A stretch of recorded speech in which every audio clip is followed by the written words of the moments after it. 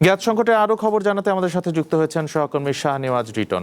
Written, চট্টগ্রামে gas সংকটের পরিস্থিতি কেমন দেখছেন এবং এই সংকট থেকে উত্তরণের কোনো আভাস পাওয়া যাচ্ছে কিনা, জনজীবনের প্রভাব কেমন দেখছেন?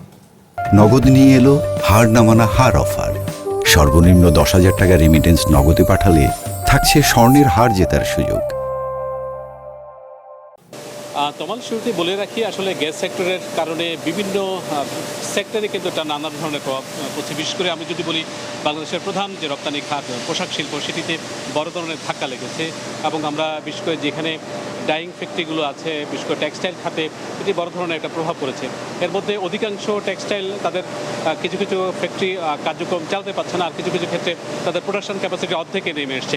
আমরা দেখছি, আমি যে কারখানাটি আছে তার একটি অংশ বন্ধ দেখছি এবং আরেকটি অংশতে কিছুটা কাজ হচ্ছে। গ্যাসের চাপ যখন একেবারে কমে যায় তখন তারা আসলে খুলতেই পারে না, মেশিন চালাতেই পারে না। এরকম অসংখ্য কারখানার মধ্যেই উৎপাদন আসলে কিছু কিছু ক্ষেত্রে অর্ধেক নেমে এসছে, কিছু কিছু ক্ষেত্রে বন্ধ হয়ে গেছে এবং তার একটি নেতিবাচক প্রভাব, হয়তো সুদূর প্রসারী একটা প্রভাব পড়ার আশঙ্কা তারা করছেন এবং তারা নিশ্চিত নন আসলে কবে নাগাদ এটি স্বাভাবিক হবে। এটি একটা তার বড় ধরনের অনিশ্চয়তা। আমরা চট্টগ্রামে যদি অফিসিয়াল হিসাব বলি, 350 থেকে 400 বিলিয়ন ঘনফুট প্রতিদিন গ্যাসের প্রয়োজন হয়। সেক্ষেত্রে সেটি সরবরাহ হচ্ছে মাত্র 200 থেকে 220, অর্থাৎ 40-50 অথবা তার কিছু বেশি 60% মতো গ্যাস সরবরাহ হচ্ছে। বাকি যে গ্যাসের প্রভাব, গ্যাসের যে চাপ, সেটি কম থাকার কারণে অধিকাংশ ক্ষেত্রেই এই সাফার করছে। আমি যে গার্মেন্টসটাতে আছি সেই গার্মেন্টসটি হচ্ছে বাংলাদেশের একটি স্বনামধন্য গার্মেন্টস। আমি তার একজন কর্মকর্তার সঙ্গে কথা বলতে চাই।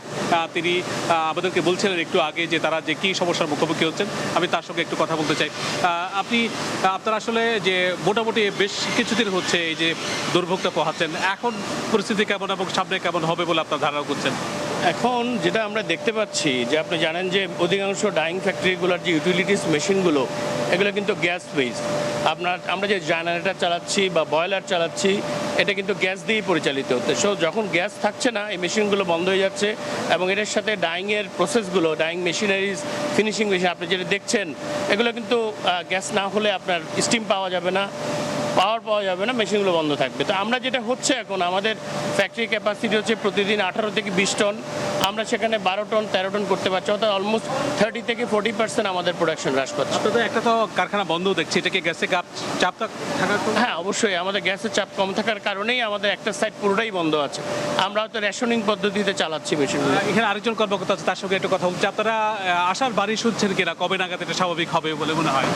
অ্যাকচুয়ালি আমরা গত সপ্তাহে একবার আমাদের কর্ণফুলী গ্যাস ডিস্ট্রিবিউশনে বসেছিলাম ম্যানেজমেন্টের সাথে। ওনারা আমাদেরকে হোপ দিয়েছিলেন যে উইদিন 72 আওয়ার্সের মধ্যে ইমপ্রুভমেন্ট হবে। বাট এরপরে একদিন সেটা কিছুটা স্বাভাবিক হয়েছিল, কিন্তু এরপর থেকে আবারও সেটা অনেক বেশি কম পিএসআইতে আপনার গ্যাস প্রেশার, যার কারণে আমাদের এখানে প্রোডাকশন হ্যাম্পার, গ্যাস নির্ভর যে জেনারেটরগুলো আছে, বয়লার আছে, এগুলোতে প্রোডাকশন না হলে স্বাভাবিকভাবে আমাদের এখানে প্রোডাকশনগুলো চলবে না। তো আসলে যে ডাইং ফ্যাক্টরিগুলো সবচেয়ে বেশি দুর্ভোগে হচ্ছে আর কি। আমরা তখন শুনছিলেন যে চট্টগ্রামের একটি কারখানার কথা, সেটি একটি চট্টগ্রামের মোটামুটি স্বনামধন্য একটি কারখানা। সেখানকার একটি অংশ এখন বন্ধ আছে, আর একটি অংশে কিছুটা কাজ হচ্ছে। সব মিলিয়ে আসলে যে মূল উৎপাদন, সেটি আমরা আসলে যে কারখানাগুলো আছে তারা আসলে করতে পারছে না, যে কারণে যে তাদের যে মূল উৎপাদন ক্ষমতা তার অর্ধেকের কাছাকাছি তারা উৎপাদন করতে পারছে। এই কারণে আসলে ভুগতে হচ্ছে এবং কবে নাগাদ সেই ভোগান্তি দূর হবে সেটি নিয়ে তারা নিশ্চিত নয়। মোটামুটি এই ছিল আমার কাছে। নিশ্চয়ই আমরা পরবর্তী বুলেটিনে আরও আপডেট নিয়ে যুক্ত হব। তমাল, ধন্যবাদ রিটন। চট্টগ্রাম থেকে গ্যাস সংকটে ভোগান্তি নিয়ে জানাচ্ছিলেন সহকর্মী শাহনেওয়াজ রিটন।